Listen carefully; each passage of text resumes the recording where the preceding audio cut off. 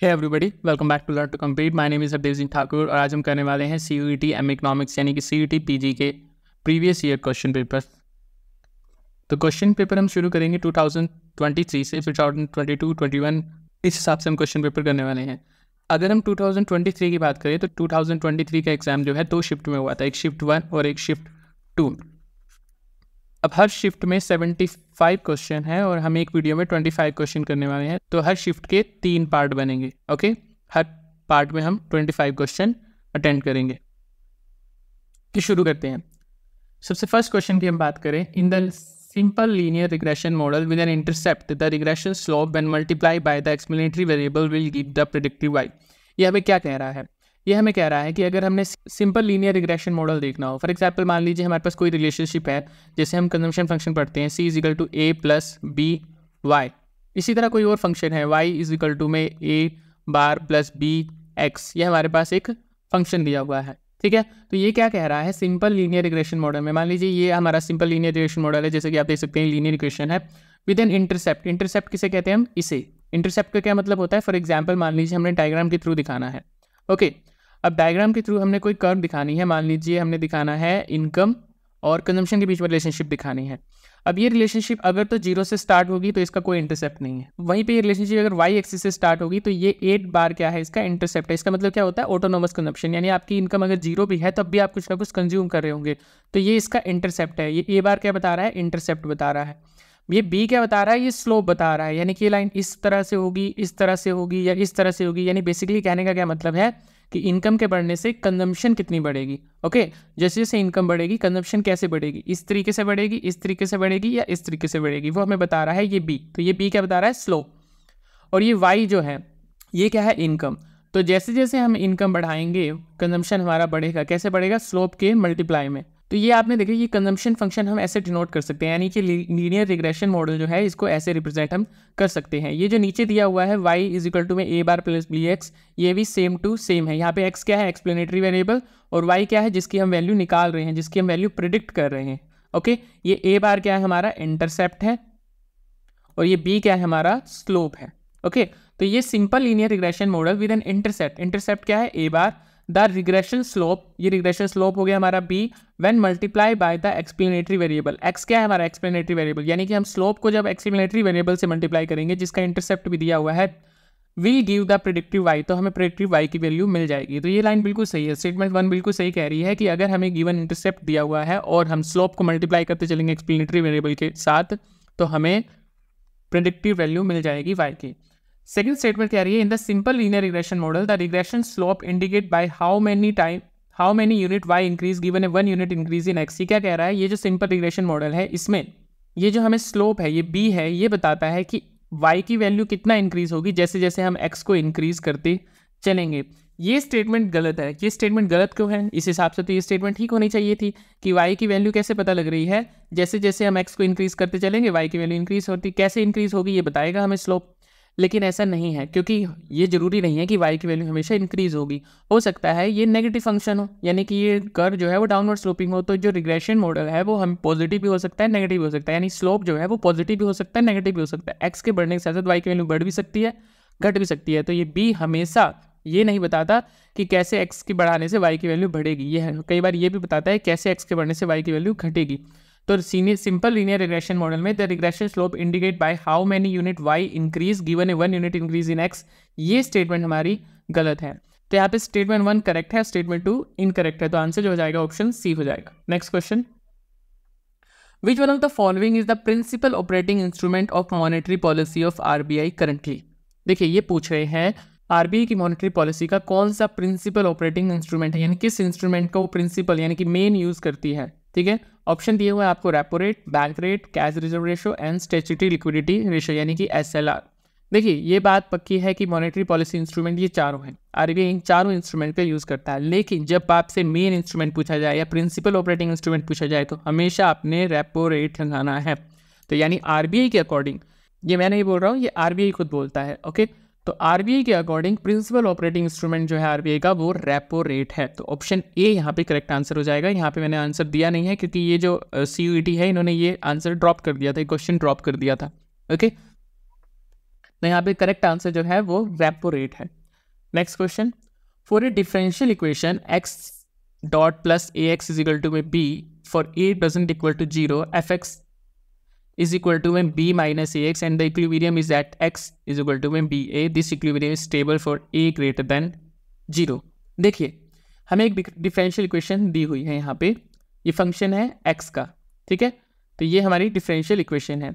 अब ये कह रहे हैं ये इक्वेशन जो है इक्विलिब्रियम पे है जब x इक्वल होगा b अपॉन a के, और ये जो इक्विलिब्रियम है ये स्टेबल होगा अगर a ग्रेटर देन 0 है। देखिए अगर ये इक्वेशन इक्विलिब्रियम पे है या नहीं ये हमें कैसे पता लगेगा, अगर हम b माइनस ए एक्स को इक्वल टू 0 रखते हैं। ओके, अब b किसके इक्वल आ जाएगा, ए एक्स के इक्वल आ जाएगा, x किसके इक्वल आ जाएगा, b अपॉन में a के इक्वल आ जाएगा। तो ये इन्होंने दिया ही हुआ है कि ये इक्वेशन इक्विलिब्रियम है जब x इज इक्वल टू में b अपॉन a है, तो ये तो ठीक हो गया।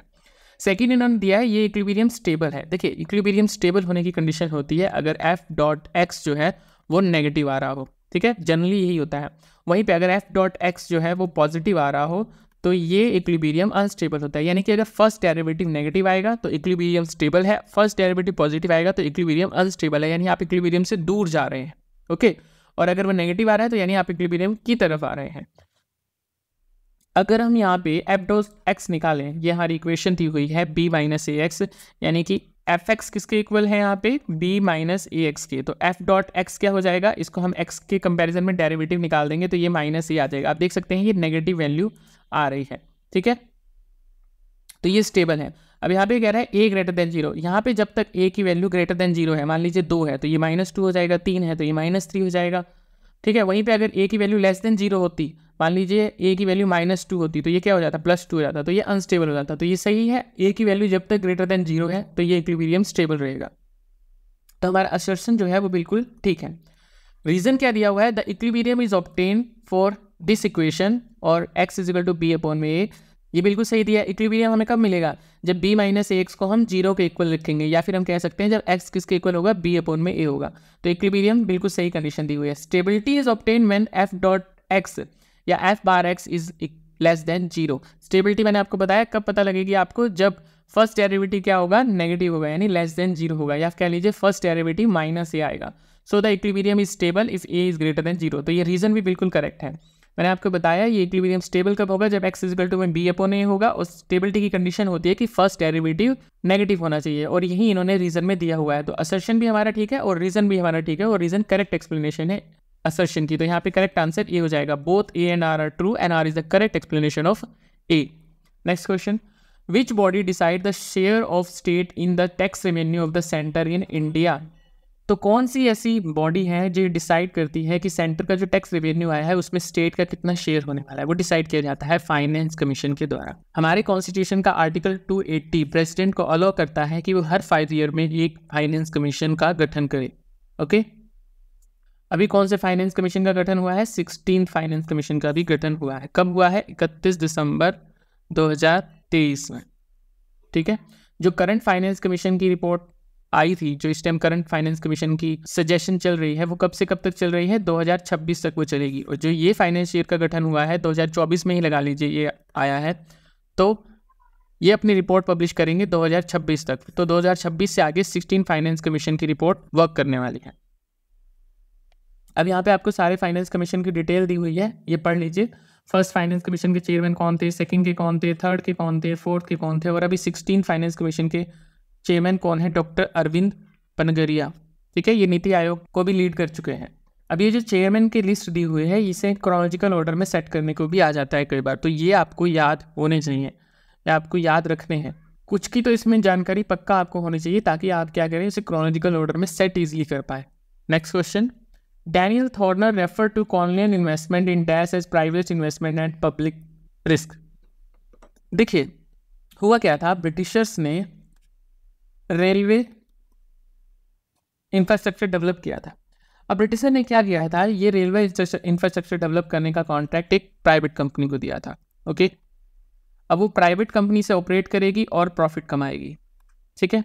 लेकिन साथ ही साथ ब्रिटिशर ने कहा था कि अगर आपको प्रॉफिट नहीं भी हुआ तब हम कुछ मिनिमम प्रॉफिट की आपको गारंटी देते हैं, यानी अगर आप प्रॉफिट नहीं भी कमा पाए तो गवर्नमेंट आपको पे करेगी वो प्रॉफिट। अब वो प्रॉफिट जाना कहाँ से था, पब्लिक के पास से ही जाना था, ठीक है। बेसिकली गवर्नमेंट ने पे कहाँ से करना था, पब्लिक के पास से ही करना था। तो डैनियल थॉर्नर जो थे जो हिस्टोरिकल इकोनॉमिस्ट थे, उन्होंने कहा था कि जो ये आप प्राइवेट इन्वेस्टमेंट कर रहे हैं ये पब्लिक रिस्क पे कर रहे हैं, यानी कि प्राइवेट फर्म इन्वेस्टमेंट कर रही है, वही ऑपरेट कर रही है, ठीक है, लेकिन अगर उसको घाटा होता है तो पे कौन करेगी? पे पब्लिक करेगी, ठीक है। तो इसीलिए इन्होंने कहा था कि colonial investment in railway is a private investment at public risk. तो इन्होंने यहाँ पे रेलवे की बात करी थी, क्योंकि ब्रिटिशर ने जो रेलवे लाया था वो प्राइवेट कंपनी को हैंड ओवर कर रखा था, प्राइवेट कंपनी उसे ऑपरेट कर रही थी, लेकिन ब्रिटिशर साथ में ये भी गारंटी दे रहे थे कि अगर आपको नुकसान होता है तो हम प्रॉफिट पे करेंगे आपको।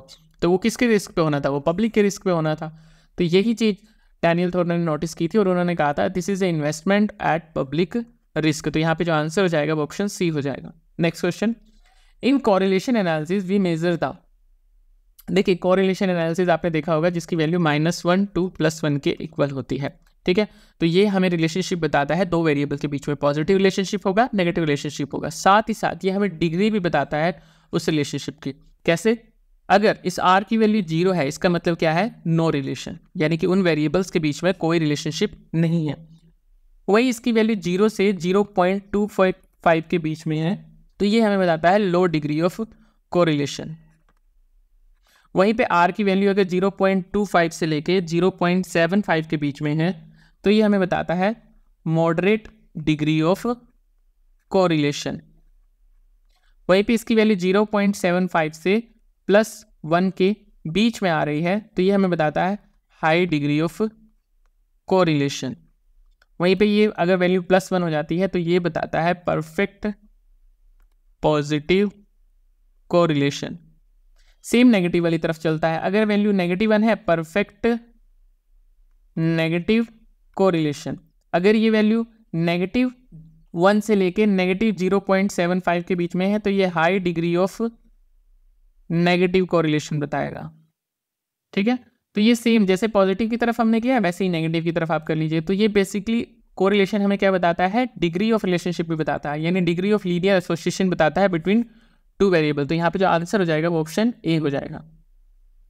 Next question, given the assumption of the classical linear regression model, the ordinary least square estimator possess some optimum property। ordinary least square estimator यानी कि OLS estimator की हम यहाँ बात कर रहे हैं। given in the Gaussian-Markov theorem which of the following is not a part of the theorem। इनमें से कौन सा Gaussian-Markov theorem का पार्ट नहीं है?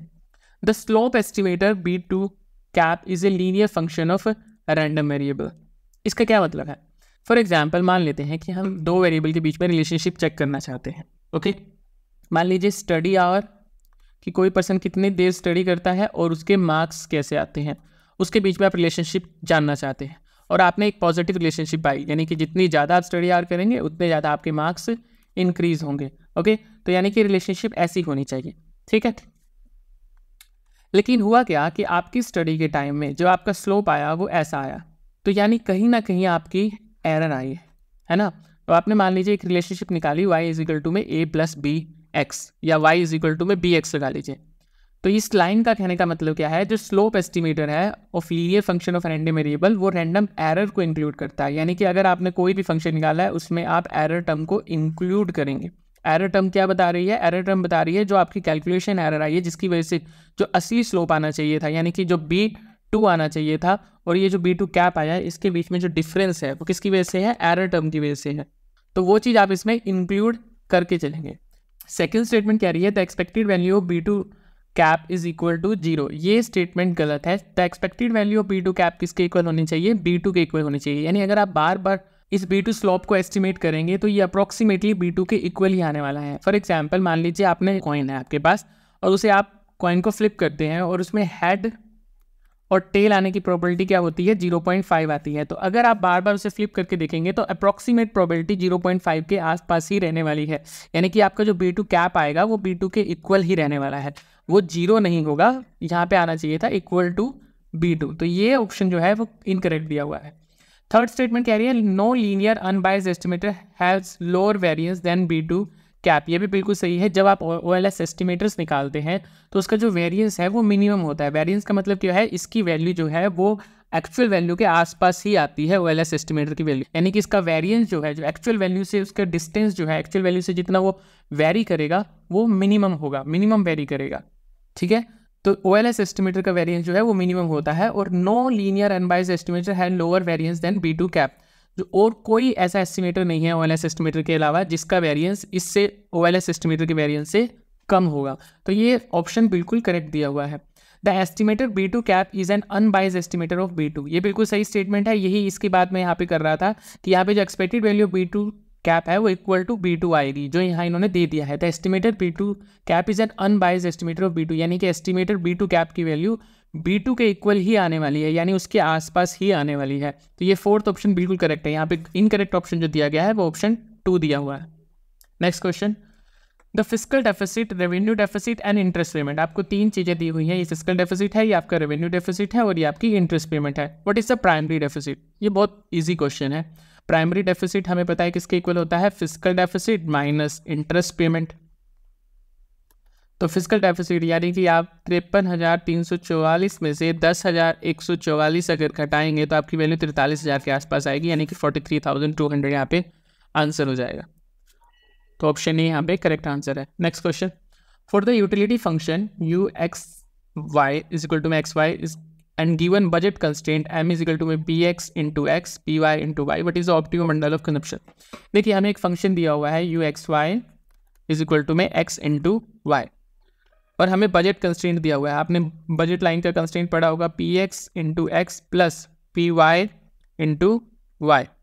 तो हमें पूछा है कि optimum bundle of consumption x और y क्या होगा। हमारा जो कंज्यूमर है वो कितनी x की क्वांटिटी कंज्यूम करेगा और कितनी y की क्वांटिटी कंज्यूम करेगा। ये कह रहे हैं x की क्वांटिटी ये कंज्यूम करेगा, y की क्वांटिटी इतनी कंज्यूम करेगा, या फिर x की क्वांटिटी इतनी कंज्यूम करेगा, y की क्वांटिटी इतनी कंज्यूम करेगा। इसी तरह अलग अलग ऑप्शन हमें दिए हुए हैं, हमने बताना है कितनी x की क्वांटिटी हमारा कंज्यूमर कंज्यूम करेगा और कितनी y की क्वांटिटी कंज्यूम करेगा। देखिए हमें पता है ऑप्टिमम बंडल की अगर हम बात कर रहे हैं, यानी कि मार्जिन रेट ऑफ सब्स्टिट्यूशन हमारे कंज्यूमर का किसके इक्वल होना चाहिए, margin utility of x upon में मार्जिन यूटिलिटी ऑफ y के इक्वल होना चाहिए। ओके, यानी कि partial derivative of u with respect to x divide by partial derivative of u with respect to y किसके इक्वल होना चाहिए, मार्जिन रेट ऑफ सब्स्टिट्यूशन के इक्वल होना चाहिए। और margin rate of substitution optimum point पे किसके इक्वल होता है, प्राइस ऑफ x अपॉन में प्राइस ऑफ y के इक्वल होता है। तो यानी कि ये वैल्यू जो है, यानी कि partial derivative of with respect to x upon में partial derivative of u with respect to y किसके इक्वल हो जाएगा, px अपॉन में py। अब इस फंक्शन का पार्शियल डेरिवेटिव निकालिए, यानी u का पार्शियल डेरिवेटिव निकालिए with respect to x, value क्या आ जाएगी, y आ जाएगी।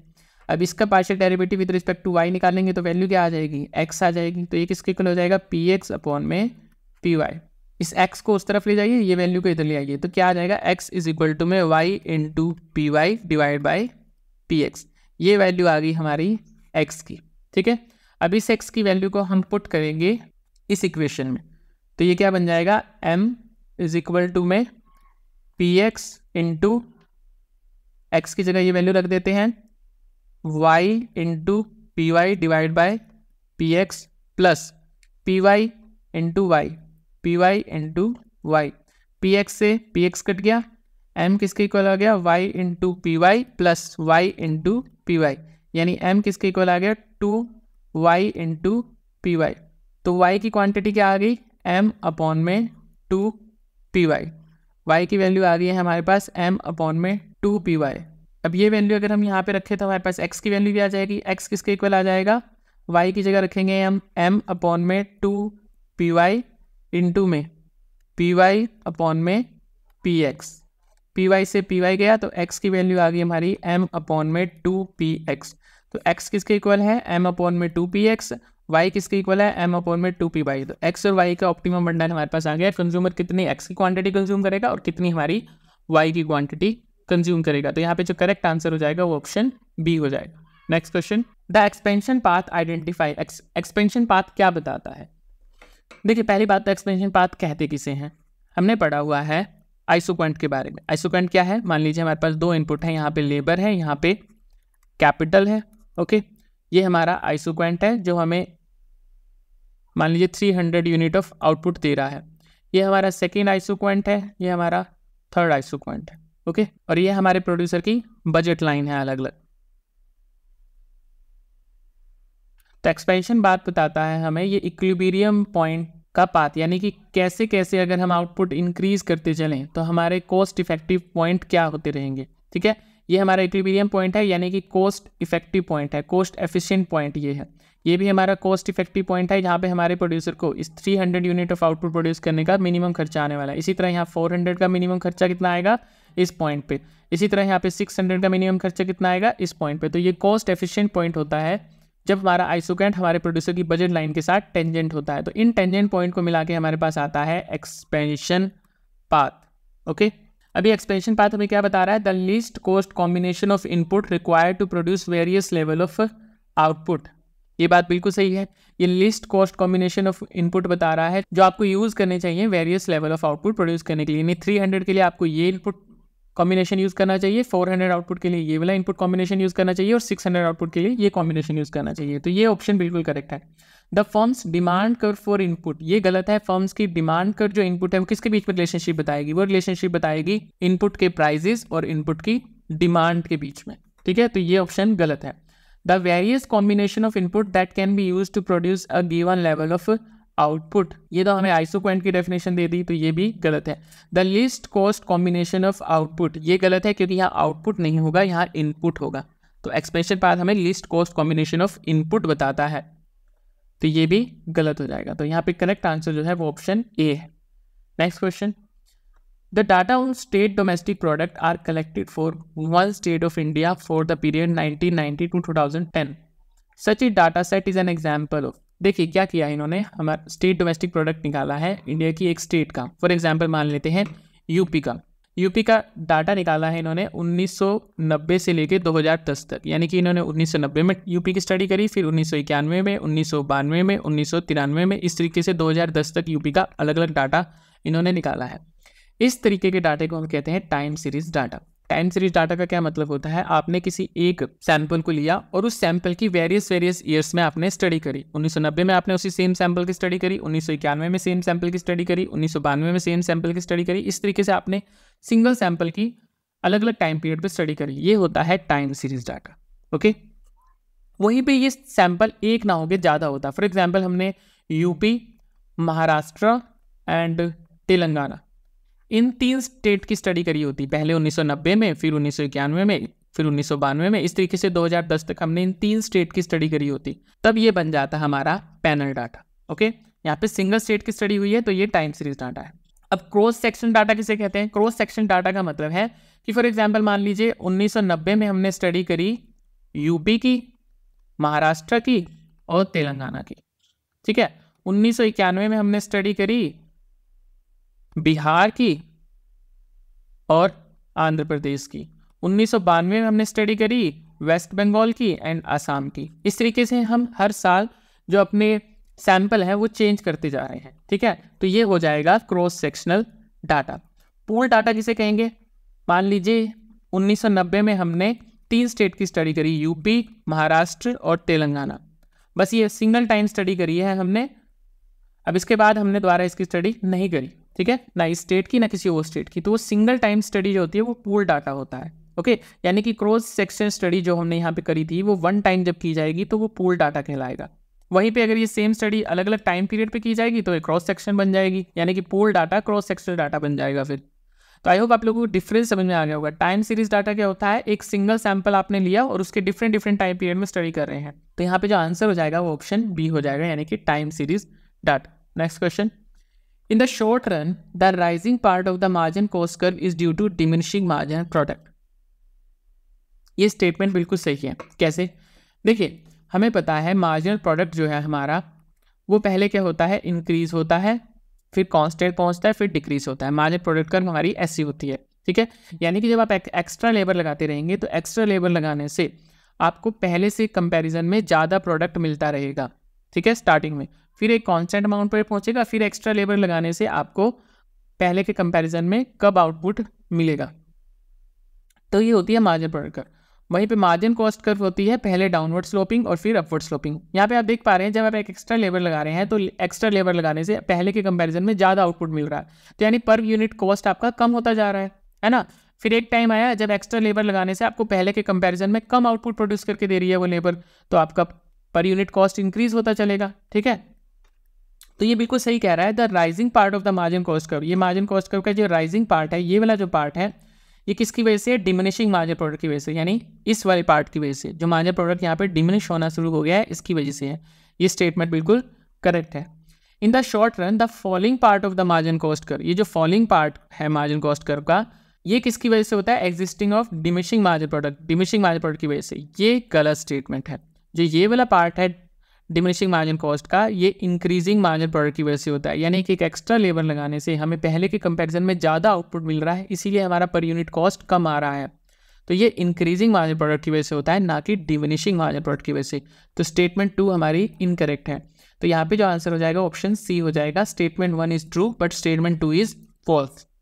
नेक्स्ट क्वेश्चन, हमें 2 स्टेटमेंट दी हुई हैं, असर्शन एंड रीजन। ओके, तो हमें बताना है ये दोनों करेक्ट है कि नहीं, और ये रीजन इसका आंसर है या नहीं है। देखिए, Coase theorem state that as long as the property rights are defined and enforced, the bargaining power between parties can ensure an efficient outcome in the presence of externality. इसका क्या मतलब है? देखिए, पहली चीज़ मैं आपको बता दूं, ये कोस्ट थ्योरम रोनाल्ड कोस्ट ने दी थी 1916 में। ओके, अब ये थ्योरम क्या कहती थी? ये थ्योरम कहती थी कि एक्सटर्नलिटी की उपस्थिति में भी, अगर मान लीजिए आपकी इकोनॉमी में एक्सटर्नलिटी है, उसकी उपस्थिति में भी हमारे यहाँ प्रीटो एफिशिएंसी आ सकती है। कंडीशन क्या है? कि आपके प्रॉपर्टी राइट्स जो है वो डिफाइंड होने चाहिए। अब इसका मतलब क्या हुआ? देखिए, फॉर एग्जांपल आप किसी एरिया में रहते हैं, आप ए पर्सन है और आपके नेबर में एक बेकरी खुल गई, ठीक है। अब वो बेकरी क्या कर रही है? वो बेकरी प्रोडक्ट बना रही है और उस प्रोडक्ट को सेल कर रही है।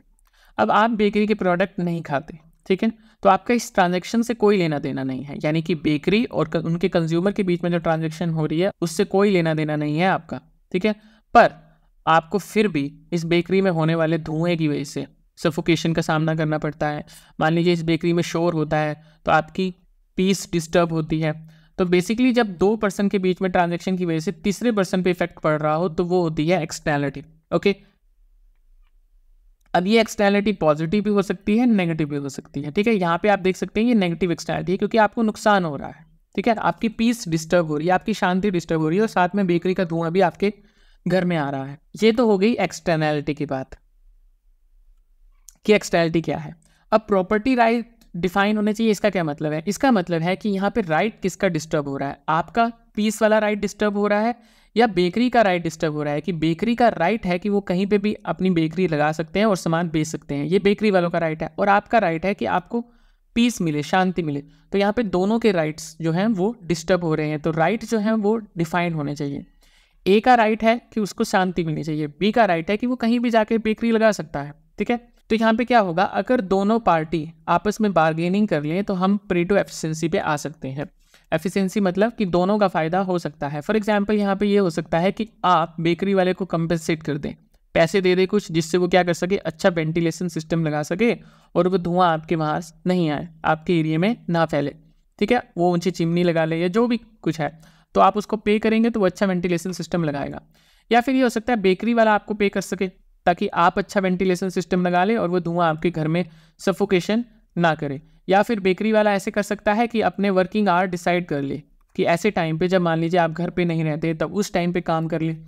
तो ये चीज़ कहना है कोस्ट थ्योरम का। तो कोस्ट थ्योरम अब अगर हम पढ़ें तो क्या कहती है? Coase theorem state that as long as the property rights are defined and enforced, जब तक प्रॉपर्टी राइट अच्छे से डिफाइंड है कि कौन सा किसका राइट है, ठीक है, तो क्या हो सकता है? बार्गेनिंग बिटवीन पार्टीज, इन दो पार्टी के बीच में bargaining can ensure N efficient outcome, एक एफिशिएंट आउटकम ला सकती है इन दोनों के बीच में bargaining in the present of externality, externality के होते हुए भी, ठीक है। तो इसका क्या मतलब था कोस्ट थ्योरम का? कि एक्सटर्नलिटी के होते हुए भी आप परेटो एफिशिएंसी पे आ सकते हैं अगर जो दोनों पार्टीज हैं वो आपस में बार्गेनिंग कर लें।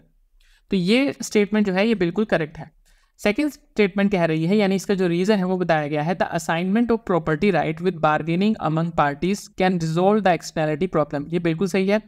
When the number of parties involve in large, ये गलत हो गई है यहाँ पे स्टेटमेंट। यहाँ पे लार्ज का कोई लेना देना नहीं है, यानी साइज का कोई लेना देना नहीं है यहाँ पे। तो यहाँ पे असर्शन तो करेक्ट है हमारा, बट रीजन इनकरेक्ट हो गया है। तो यहाँ पे स्टेटमेंट कौन सी ठीक हो जाएगी? ऑप्शन सी ठीक हो जाएगा, A is correct but R is not correct. Next question, consider an economy with perfect capital mobility, fix price level, fix exchange rate system. किसी एक इकॉनमी की हम बात कर रहे हैं, हाइपोथेटिकल इकॉनमी है जहाँ पे परफेक्ट कैपिटल मोबिलिटी है, यानी आप एक कंट्री से ए कंट्री से बी कंट्री में जब मर्जी चाहे, जितनी मर्जी चाहे कैपिटल ले जा सकते हैं, पैसा ले जा सकते हैं, और बी कंट्री से ए कंट्री में जितना चाहें आप पैसा ले जा सकते हैं। अब यहाँ पे फिक्स प्राइस लेवल भी है और एक्सचेंज रेट भी फिक्स है। What will be the effect of rise in foreign interest rate on output of this economy. मान लीजिए एक ए इकॉनमी है, एक बी इकॉनमी है। अब इस ए इकॉनमी में परफेक्ट कैपिटल मोबिलिटी है, आप यहाँ से पैसा ले जा भी सकते हैं जितना मर्जी चाहें और पैसा ला भी सकते हैं। इस इकॉनमी में फिक्स प्राइस लेवल चल रहा है और इस इकॉनमी में फिक्स एक्सचेंज रेट चल रहा है। बट हुआ क्या, फॉरेन इंटरेस्ट रेट इंक्रीज हो गए। मान लीजिए ये फॉरेन कंट्री है बी, यहाँ पे इंटरेस्ट रेट बढ़ गए। अब इसका ए इकॉनमी के आउटपुट पर क्या इफेक्ट पड़ेगा, ये बात इन्होंने पूछी है। वो आउटपुट बढ़ जाएगा, घट जाएगा, या कोई चेंज नहीं आएगा, या कांट से आप बता नहीं सकते कि आउटपुट पे कोई इफेक्ट पड़ेगा या नहीं पड़ेगा। देखिए यहाँ पे फॉरेन कंट्री जो है यानी कि बी कंट्री जो है वहाँ पे इंटरेस्ट रेट बढ़ गए हैं। अब जब वहाँ पे इंटरेस्ट रेट बढ़ गए हैं तो क्या होगा, आपकी कंट्री से कैपिटल मूव होना शुरू हो जाएगी, यानी आपकी कंट्री से पैसा बी कंट्री की तरफ जाना शुरू हो जाएगा। लोग कहाँ पे इन्वेस्ट करना शुरू कर देंगे, बी कंट्री में इन्वेस्ट करना शुरू कर देंगे। और यहाँ पे आप देख सकते हैं परफेक्ट कैपिटल मोबिलिटी भी है, यानी जितना मर्जी चाहे आप पैसा ले जा भी सकते हैं। तो क्या होगा, पैसा ज़्यादा मात्रा में ए कंट्री से बी कंट्री में जाना शुरू हो जाएगा। तो यहाँ पे क्या होगा, यहाँ पे इन्वेस्टमेंट ए कंट्री में कम हो जाएगी, आपकी कंट्री में इन्वेस्टमेंट कम हो जाएगी। अब क्योंकि इन्वेस्टमेंट कम हो जाएगी तो आउटपुट एंड इनकम आपकी कंट्री में कम हो जाएगी। तो यही चीज़ पूछी गई थी कि ए कंट्री पे आउटपुट पे क्या फ़र्क पड़ेगा, ये आउटपुट इस ए कंट्री का डिक्लाइन हो जाएगा। तो यहाँ पे जो आंसर है ऑप्शन बी हो जाएगा। नेक्स्ट क्वेश्चन, ये हमें बताया गया है लिस्ट 1 एंड लिस्ट 2, इनको हमने मैच करना है। पहली सिचुएशन कह रही है the shape of an indifference curve for 2 bad. देखिए हमने इंडिफरेंस कर्व की ये केस पढ़ा हुआ है कि इंडिफरेंस कर्व हमारी कॉन्वेक्स टू ओरिजिन होती है।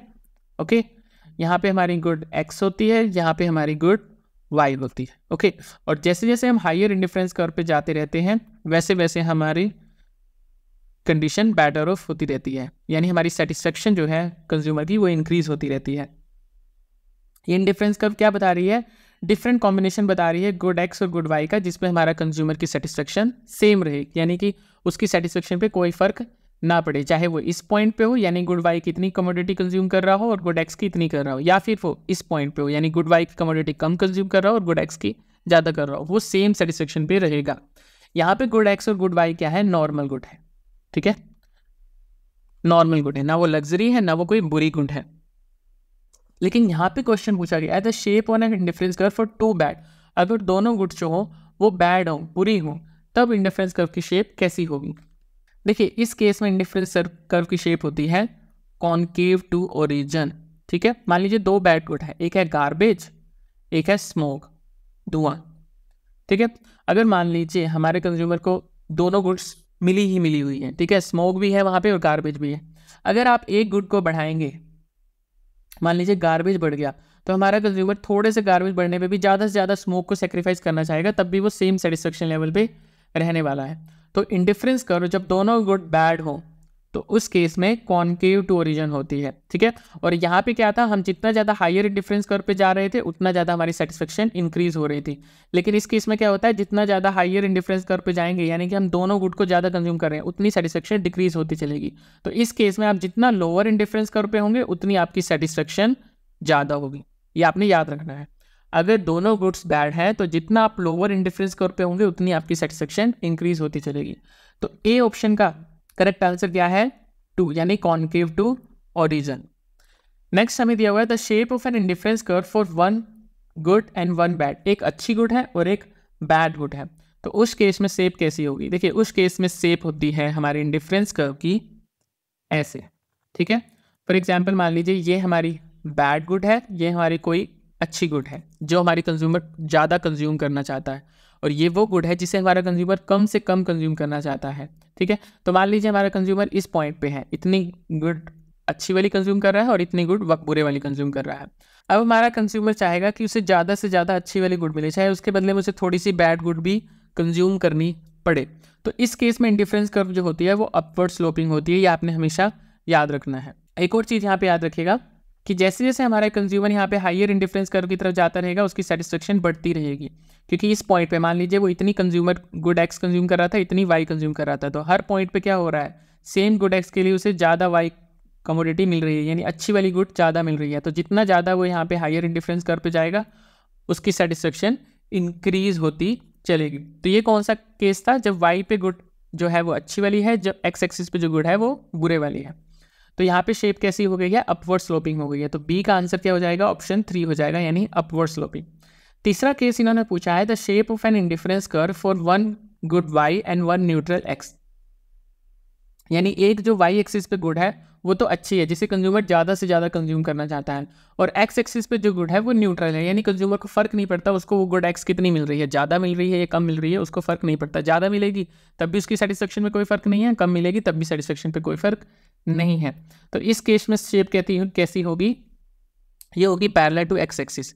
यहाँ पे हमारी गुड वाई है जो कि हमारे कंज्यूमर ज़्यादा कंज्यूम करना चाहता है, जो एक अच्छी गुड है, और यहाँ पे गुड एक्स है जो कि एक न्यूट्रल गुड है। ठीक है, तो हमारी गुड वाई कंज्यूमर ने इतनी कंज्यूम करी, गुड एक्स चाहे आप उसको कितनी ज़्यादा दे दीजिए उसको कोई फ़र्क नहीं पड़ता। अब यहाँ पे कंज्यूमर की सेटिस्फेक्शन इंक्रीज कैसे होगी, जैसे जैसे वो अपवर्ड इंडिफरेंस कर्व पे जाता रहेगा। क्या, क्योंकि यहाँ पे क्या हो रहा है, सेम गुड एक्स के लिए उसको वाई गुड जो है वो ज़्यादा बढ़ती जा रही है, वाई गुड ज़्यादा मिलती जा रही है। ठीक है, तो इसीलिए हमारा कंज्यूमर हाईएस्ट इंडिफरेंस कर्व पे जैसे जैसे जाता रहेगा उसकी सेटिस्फेक्शन इंक्रीज होती रहेगी, यानी ऊपर की तरफ को जितना जाएगा उतनी सेटिस्फेक्शन इंक्रीज होगी। तो यहाँ पे आंसर क्या हो जाएगा, ऑप्शन 4 हो जाएगा, यानी कि horizontal parallel to X axis होगी और यूटिलिटी बढ़ती रहेगी, यूटिलिटी हायर होती रहेगी for a higher indifference curve. जैसे हमारा कंज्यूमर हायर इंडिफरेंस कर्व की तरफ जाता रहेगा उसकी यूटिलिटी जो है, सेटिस्फेक्शन जो है वो बढ़ती रहेगी। नेक्स्ट ऑप्शन कह रहा है the shape of an indifference curve for one bad Y and one neutral X. अब इस केस में क्या हो गया है, बैड गुड जो है वो वाई एक्सिस पे है और एक्स एक्सिस पे जो गुड है वो न्यूट्रल है। ठीक है, इस केस में भी शेप होगी ये वाली।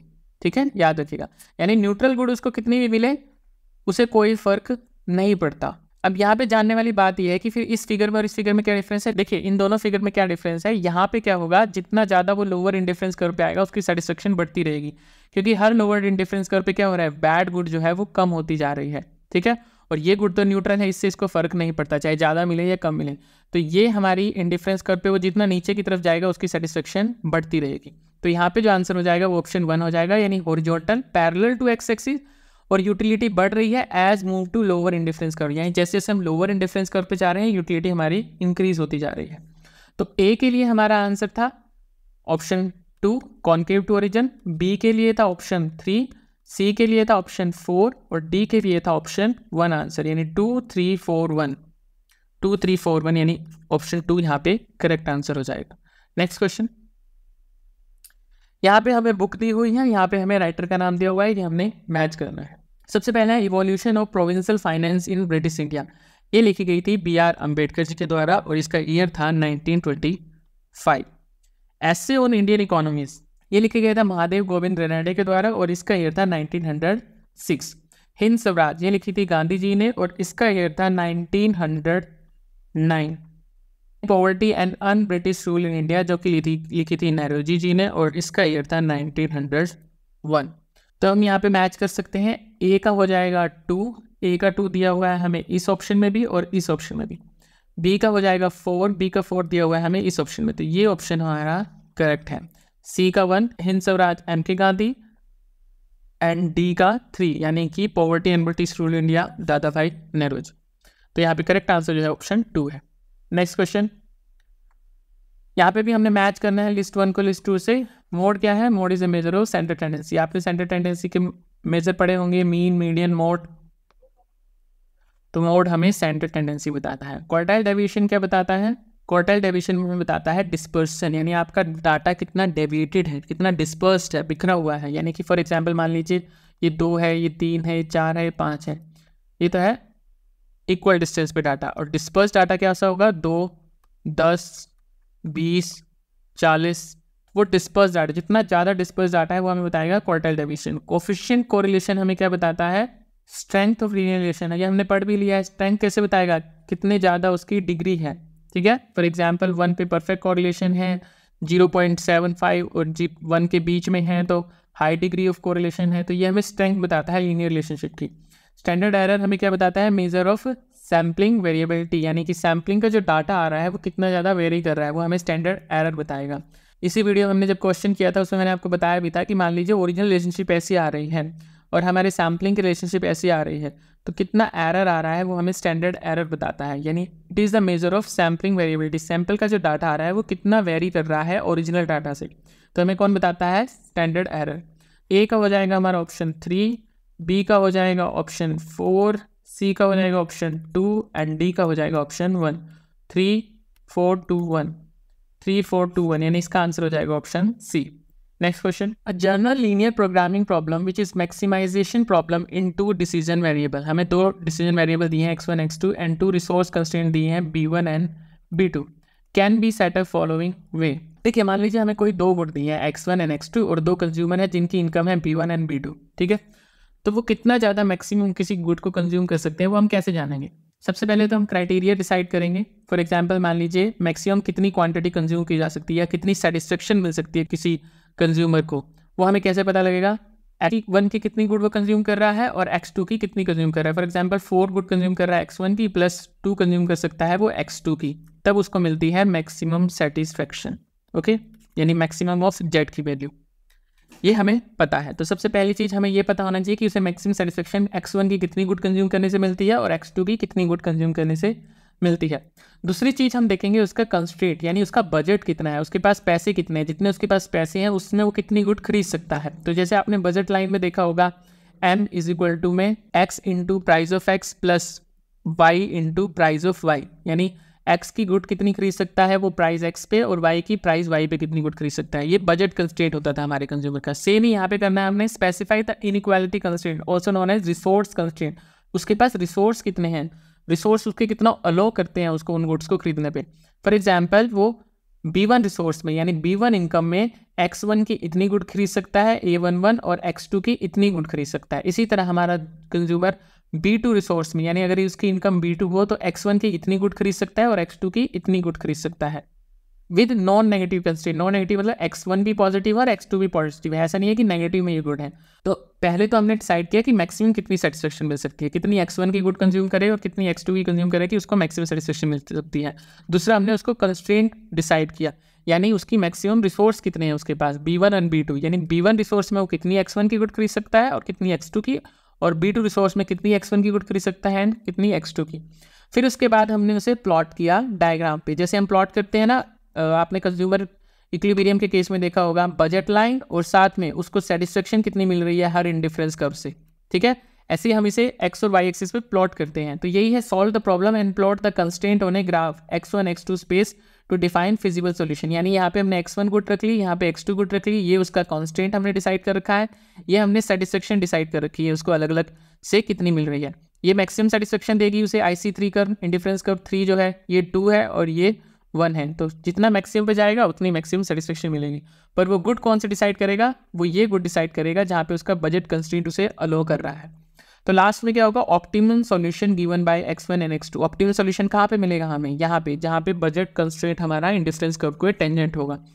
तो यही चीज़ मैंने लिखी है। लास्ट में क्या आ जाएगा, optimal solution given by x1 and x2 can be used to find the maximum value of objective function, यानी मैक्सिमम कितनी वो सेटिस्फेक्शन ले सकता है वो कैसे डिसाइड हुई हमारी बजट कंस्ट्रेंट से और x1 और x2 की कितनी क्वांटिटी उसको कंज्यूम करनी है उससे। तो सबसे पहले हमने क्या डिसाइड किया था कि उसको मैक्सिमम सेटिस्फेक्शन कितनी मिलती है, यानी कि सबसे पहले हमने इंडिफरेंस कर्व बनाई IC1 IC2 एंड IC3, ठीक है। तो यानी कि C ऑप्शन सबसे पहले आएगा, तो C में यहाँ पे भी आ रहा है यहाँ पे भी आ रहा है। उसके बाद हमने बजट कंस्ट्रेंट डिसाइड किया यानी A डिसाइड किया, तो वो आ रहा है इस ऑप्शन में, तो करेक्ट आंसर ऑप्शन B हो जाएगा। बजट कंस्ट्रेंट डिसाइड करने के बाद हमने क्या किया, ग्राफ प्लॉट किया यानी ऑप्शन B पे हम गए। फिर उसके बाद लास्ट में हमने क्या निकाला, ऑप्टिमम सॉल्यूशन निकाला, यानी कि जहाँ पे वो एक दूसरे के टेंजेंट है। तो इसका आंसर हो जाएगा CABD। Next question, arrange the following in chronological order starting with earliest. इन्हें क्रोनोलॉजिकल ऑर्डर में लगाना है, जो सबसे पहले आया था उसे सबसे पहले लिखना है, जो लास्ट में आया था उसे लास्ट में लिखना है। नेशनलाइजेशन ऑफ बैंकों का नेशनलाइजेशन किया गया था सबसे पहले 1969 में। एस्टेब्लिशमेंट ऑफ आरबीआई इस्टेब्लिश किया गया था 1935 में। MNREGA Mahatma Gandhi national rural employment act आया था 2005 में। सेकेंड 5 ईयर प्लान आया था हमारा 1956 में और सेबी इस्टेब्लिश किया गया था 1988 में। ये सेबी का याद रखिएगा, इस्टेब्लिश 1988 में हुआ था, इसको स्टैट्यूटरी पावर मिली थी 1992 में। तब इसे क्रोनोलॉजिकल ऑर्डर में लगा सकते हैं हम। सबसे पहले हुआ है एस्टेब्लिशमेंट ऑफ आरबीआई, यानी बी सबसे पहले आ जाएगा, यहीं से आंसर निकल गया है, बाकी जगह डी दिया हुआ है। दूसरे नंबर पे हुआ है हमारा सेकंड 5 ईयर प्लान यानी डी दूसरे नंबर पे है। तीसरे नंबर पे नेशनलाइजेशन हुआ था 1969 में यानी ए आ जाएगा। फोर्थ नंबर पे सेबी स्लैब लिस्ट हुआ था 1988 में यानी ई आ जाएगा। और उसके बाद 2005 में मनरेगा एक्ट आया था यानी कि सी ऑप्शन आ जाएगा। तो इसका आंसर हो गया option B correct. Next question, arrange the books in chronological order of publication. ये बुक्स के नाम दिए हुए हैं, ये किस किस ईयर में आई थी, इन्हें क्रोलॉजिकल ऑर्डर में आपने लगाना है। सबसे पहले theory of surplus value Karl Marx के द्वारा दी गई थी, इसका ईयर है 1867। The general theory of employment interest and money J M Keynes ने ये दी थी 1936। On the principle of political economy and taxation David Ricardo 1870। An inquiry into nature and cause of the wealth of nation, इसे कौन नहीं जानता, Adam Smith 1776। तो सबसे पहले फिर यही आई है, ऑप्शन डी यहाँ पे आ जाएगा। तो यहाँ पे यहीं से आप आंसर निकाल सकते हैं, लेकिन फिर भी हम बाकी भी लगा लेंगे। सेकंड नंबर पे आई है डेविड रिकार्डो की 1817 में। थर्ड नंबर पे आई है थ्योरी ऑफ सरप्लस यानी कि ए। फिर उसके बाद लास्ट में है जर्नल थ्योरी यानी ऑप्शन बी। तो ऑप्शन बी यहाँ पे करेक्ट आंसर हो जाएगा। Next question, given below are two statement, one is labelled as assertion, other is labelled as reason. The inverse of y is equal to में fx is equal to में ex exist for all x greater than 0। और reason दिया हमें fx is differentiable and monotonic for all x greater than 0। देखिए assertion कह रहा है हमें the inverse of y is equal to में fx is equal to में e की power x exist for all x greater than 0। इसे ऐसे समझिए, मान लीजिए आपके पास कोई मशीन है, ठीक है, वो आउटपुट निकालती है y गिवन इनपुट। मान लीजिए आपने इनपुट की वैल्यू रखी, e की वैल्यू क्या होती है 2.718। तो आपने एक इनपुट डाला उसमें, तो वो कितना आउटपुट आपको निकाल के देगी 2.17718 निकाल के देगी। इसी तरह आपने x की वैल्यू यानी इनपुट डाला वहाँ पे 2, अगर 2 इनपुट डालेंगे तो आपको इतना आउटपुट मिलेगा, 3 इनपुट डालेंगे तो आपको इतना आउटपुट मिलेगा, ठीक है। तो आप देख सकते हैं यहाँ पे हर एक इनपुट के लिए कोई ना कोई आउटपुट की वैल्यू डिसाइडेड है। तो अगर आपको कल को आउटपुट दिया हो, मान लीजिए आपको आउटपुट दिया है 2.718, तो आप इनपुट निकाल सकते हैं। इसे हम कहते हैं इन्वर्स फंक्शन। हर एक इनपुट के लिए एक यूनिक आउटपुट की वैल्यू डिसाइडेड है, ठीक है। तो इसका मतलब क्या है कि आपको अगर आउटपुट दे दिया हो तो आप इनपुट निकाल सकते हैं। तो 2.718 अगर आउटपुट दिया है तो आप निकाल सकते हैं यहाँ पे इनपुट कितना आया होगा, 1 आया होगा। इसे हम कहते हैं इनवर्स फंक्शन, ठीक है। तो x की 0 से ज़्यादा कोई भी वैल्यू आप रखेंगे तो y की हमेशा वैल्यू आएगी, और जो y की वैल्यू आएगी, अगर आपको y की वैल्यू दी हो तो आप इनपुट यानी x की वैल्यू निकाल सकते हैं। तो ये ऑप्शन जो है ये बिल्कुल करेक्ट दिया हुआ है। इनवर्स जो है y इज इक्वल टू में ex का एग्जिस्ट करता है for all x greater than 0। Reason कह रहा है fx इज डिफरेंशिएबल, fx जो है वो डिफरेंशिएबल है, डिफरेंशिएबल बिल्कुल है। हर एक x की वैल्यू के लिए एक आउटपुट की वैल्यू निकाल सकते हैं, यानी x की कोई भी वैल्यू निकाल रखिए आप, y की वैल्यू निकल ही आएगी, उसे हम कहते हैं डिफरेंशिएबल। मोनोटोनिक का क्या मतलब है, मोनोटोनिक का मतलब है कि ये y फंक्शन जो है एक ही डायरेक्शन में जा रहा है, यानी जैसे जैसे आप इनपुट की वैल्यू बढ़ाते जा रहे हैं y की वैल्यू यानी आउटपुट की वैल्यू बढ़ती जा रही है। कुछ ऐसे फंक्शन भी होते हैं जिसमें आप x की वैल्यू रखेंगे y की वैल्यू बढ़ रही है, कुछ x की वैल्यू के लिए y की वैल्यू घट जाएगी, वो मोनोटोनिक नहीं होगा। मोनोटोनिक का मतलब है कि y की वैल्यू कॉन्टिन्यूसली इंक्रीज हो रही है जैसे जैसे आप x को इंक्रीज कर रहे हैं। तो ये भी रीजन भी यहाँ पे करेक्ट है। तो यहाँ पे असर्शन भी ठीक है और इसका रीजन भी बिल्कुल ठीक दिया हुआ है। डिफरेंशिएबल है तभी आप इसका इन्वर्स निकाल पा रहे हैं, यानी हर x के लिए एक y की वैल्यू है तभी आपको y की वैल्यू दी होगी, आप x की वैल्यू निकाल सकते हैं।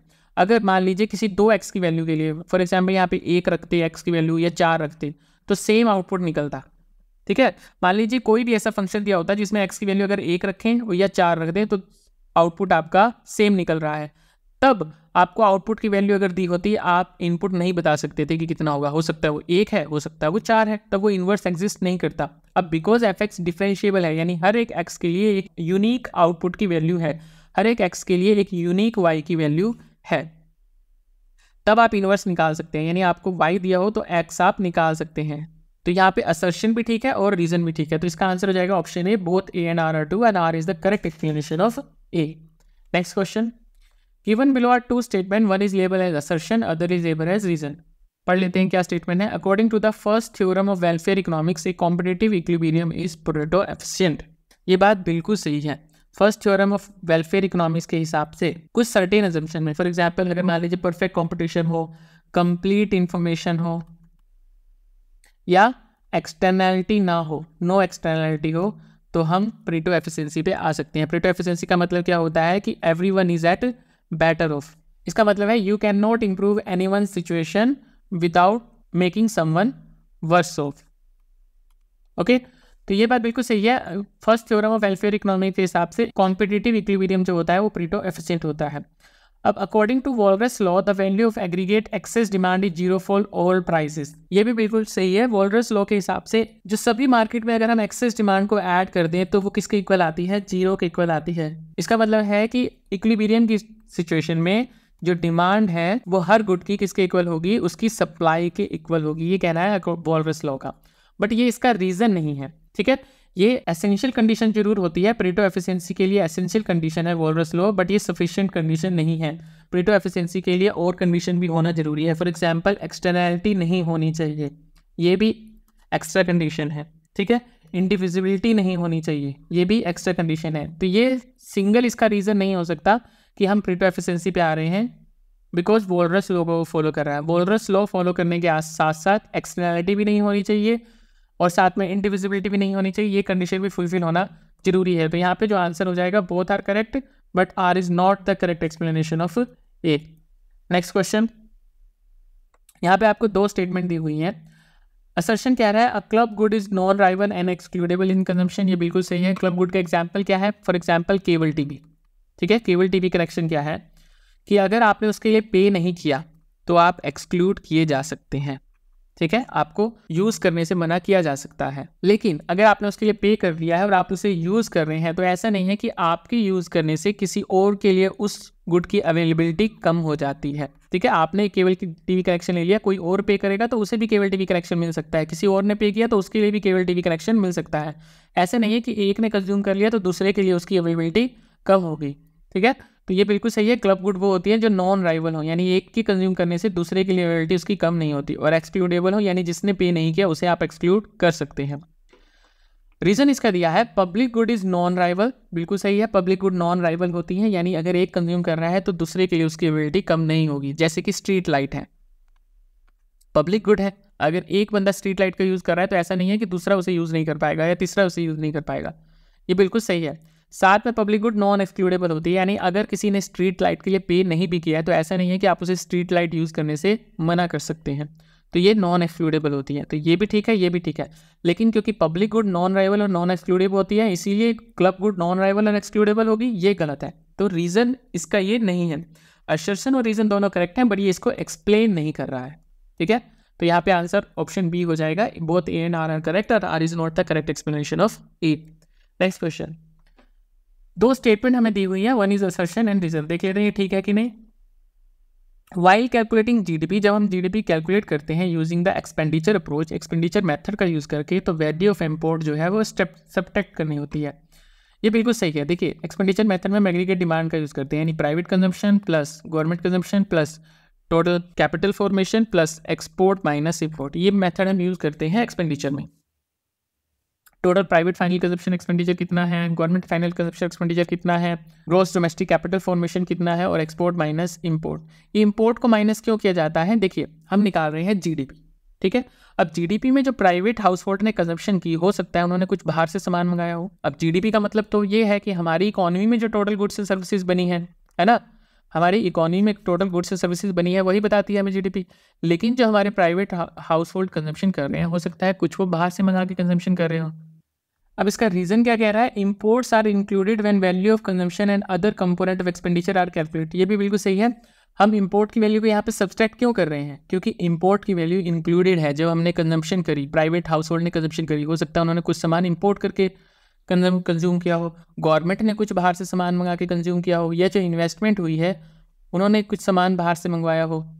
ठीक है, तो यहाँ पे इनमें उसकी वैल्यू इंपोर्ट की इंक्लूडेड है, लेकिन हमने निकाली है जीडीपी, यानी हमारी इकोनॉमी में कितनी गुड्स एंड सर्विसेज बनी है। अब जो इंपोर्ट किया गया है वो हमारी इकोनॉमी में तो नहीं बना, इसीलिए हम इन सब में से इंपोर्ट की वैल्यू को निकालते हैं, माइनस करते हैं। ठीक है, तो यहाँ पे असर्शन भी हमारा करेक्ट है और रीजन भी यहाँ पे करेक्ट दिया हुआ है, तो इसका आंसर हो जाएगा both A and R are true and R is the correct explanation of A, यानी ऑप्शन ए यहाँ पे करेक्ट है। Next question, a function is strictly concave in the interval I if for all a b belongs to I lambda belongs to 0 1। अब ये question है calculus से, और calculus मैंने सॉल्व नहीं करी हुई है, तो यहाँ पे मैं इसका आंसर यहाँ पे आपको नहीं दे पाऊँगा। तो आई होप इसका आंसर आप खुद निकालने की कोशिश करेंगे। ये कैलकुलस से क्वेश्चन आया हुआ है, आप इसे सॉल्व करने की कोशिश करेगा। तो ये थे आज के 25 क्वेश्चन। मिलेंगे हम CUET 2018 के नेक्स्ट 25 क्वेश्चन के साथ। तब तक बी सेफ, कीप लर्निंग। जय हिंद, धन्यवाद।